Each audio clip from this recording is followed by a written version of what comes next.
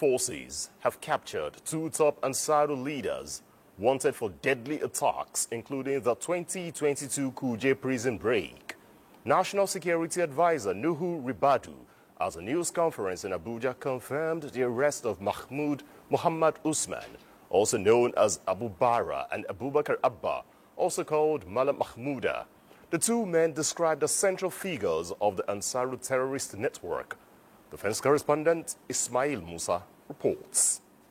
Concluded a high-risk intelligence-led. The Ansaru group, with long-standing links to Al-Qaeda terrorist organization, has been responsible for several high-profile terror operations in Nigeria.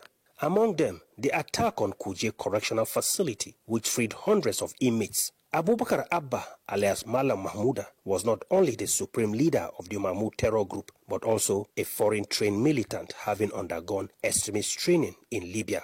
The group was first formed in January 2012 with a public declaration in Kano. It emerged as a splinter faction from Boko Haram, positioning itself as a humane alternative. However, its stated aim quickly turned into attacking Nigerian security agencies. His arrest, alongside Abu Bara, is seen as deflating Ansaru's central command. The fall of Ansaru's leadership represents a critical step in dismantling extremist networks in Nigeria. The federal government, under the able leadership of President Bola Ahmed Tinubu, has consistently maintained that Nigeria will indeed be free for all Nigerians. Therefore, what we have witnessed today is another indication of the commitment of not just the president, but all those who are saddled with the responsibility of ensuring that lives and property are protected in this country under the able leadership of the National Security Advisor and all the service chiefs. I have maintained consistently that you do not seed your front pages or your headlines to these terrorist criminals who are trying day and night to make sure that all of us do not find a place to sleep in this country. Mahmouda terror group has been responsible for terrorizing parts of north-central Nigeria, particularly Bagu in Niger State and parts of Kwara State. In Abuja, Ismail Musa, NTA News. Stakeholders in Ebonyi State have spoken their minds and that of their people and confidently expressed unrelenting support for the current administration both at federal and state levels. At a town hall in Abakaliki, they stated that the ongoing infrastructure rebirth in the southeast informed their position to remain ambassadors of the renewed hope agenda. Saliu Abdullahi Gwanara reports. The ambience of a happy people at the Christian Economical Center in Abakaliki made the engagement between the people and the federal government delegation led by the Minister of Information and National Orientation, Muhammad Idris, that of a homecoming. He explained federal government policies and attributed their impact to the judicious implementation of the post-subsidy regime plan that is supporting the state and local governments to fast-track development. Before President Bola Ahmed Tinubu was sworn in as president, there is not any serious federal government project here in the Ebonyi State. And there are now so many federal government projects scattered around the southeast. Today, from Enugu to Abakaliki, everywhere you follow, all the roads, all the bridges, all the flyovers are being done either by President Bola Ahmed Tinubu or what your governors are doing. Now, what this tells me is that because the president says he wants to collaborate with these governors, you are having peace and you are having money at the disposal of the state government to continue to deliver dividends of democracy to all of you. Elated with the infrastructural renaissance in the southeast, Ebonyi State Governor Francis Nwefuru promised to sustain efforts in delivering dividends of democracy as a worthy ambassador of the renewed hope. I am happy that I am the governor at this period. You can see the reason, because I have a man who is the president of this country, who believes in building subnationals, through their leaders. And that is why this development is ongoing. You can see that Ebonyi has come of age. And we are competing with other states. Ebonyi State is the fastest growing state in this country.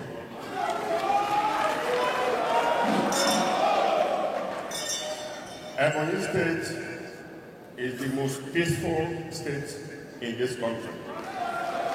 In all the 5 states in Ebonyi State, in Southeast, only Ebonyi State, they don't have sit down at home on Monday. Cottage shall not be no more. Because we have engaged all of us. We are happy the way the affairs of the country has been piloted for the past 2 years plus. Citizens Engagement Initiative is encouraging and expanding the two-way communication strategy and increasing direct feedback on government activities between the people and government. In Abakaliki, Salihu Abdullahi Gwanara, NTA News.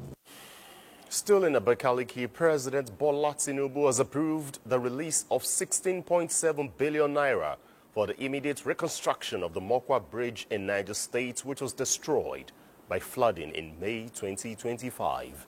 The Minister of Information and National Orientation, Mohammed Idris, disclosed this after a meeting with his colleague, the Minister of Works, David Umahi. Salihu Abdullahi Gwanara again has the details. 3 months ago in Makwa, Niger State, a devastating flood occurred that claimed the lives of several persons and displaced hundreds of families. The bridge in Makwa, linking the northern and southern part of the country, was not also spared. However, efforts by the federal government to ensure the rebuilding process of the affected Makwa Bridge has yielded results. The president, before he traveled out yesterday, graciously approved the immediate reconstruction of, the Mokwa Bridge, as requested by the Honorable Minister. He graciously approved, because of him.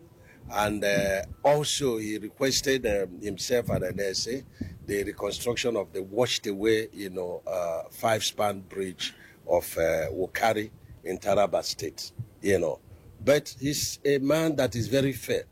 And each time he does something, he touches the entire geopolitical zone. The Minister of Information and National Orientation says the approval underscores the administration's responsiveness to urgent infrastructure needs.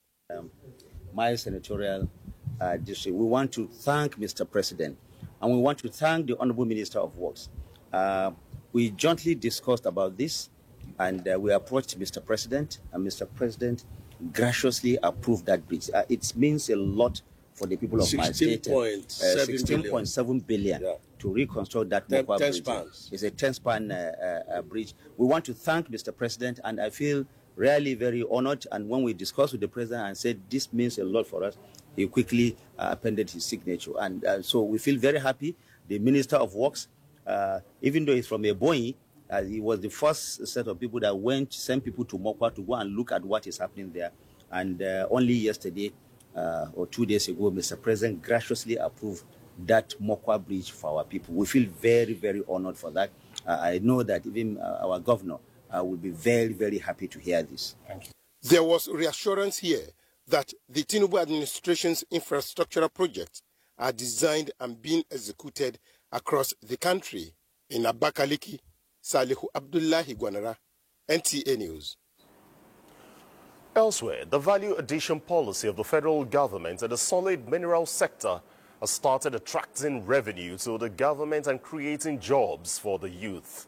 Officials of the World Bank and the Ministry of Solid Minerals Development stated this while inspecting Asba and Wisdom lithium plant in Abuja to assess the level of compliance with the policy.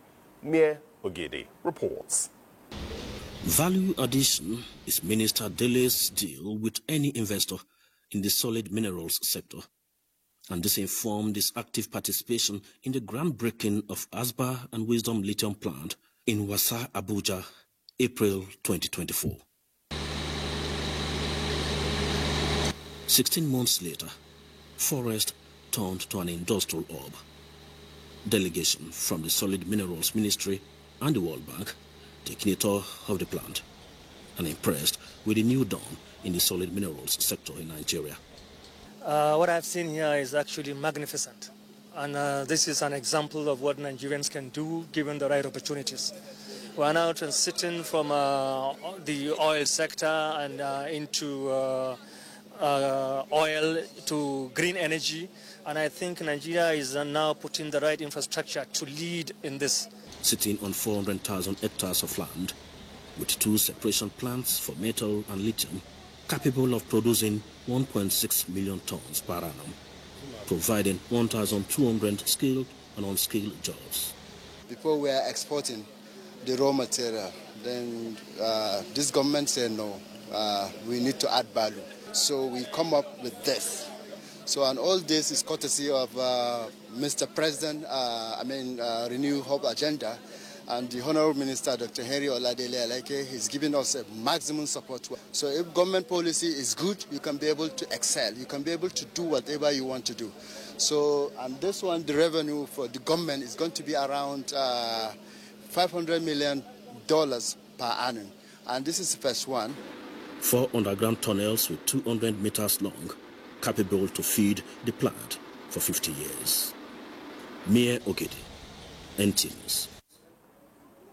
And that is the morning news. I'd like to thank you for your time. I'm Ayodeji Makinde. We'll go for a break, and when we return, Patience and Thelma would have the rest of Weekend Daily Promises to be a blend of information and entertainment.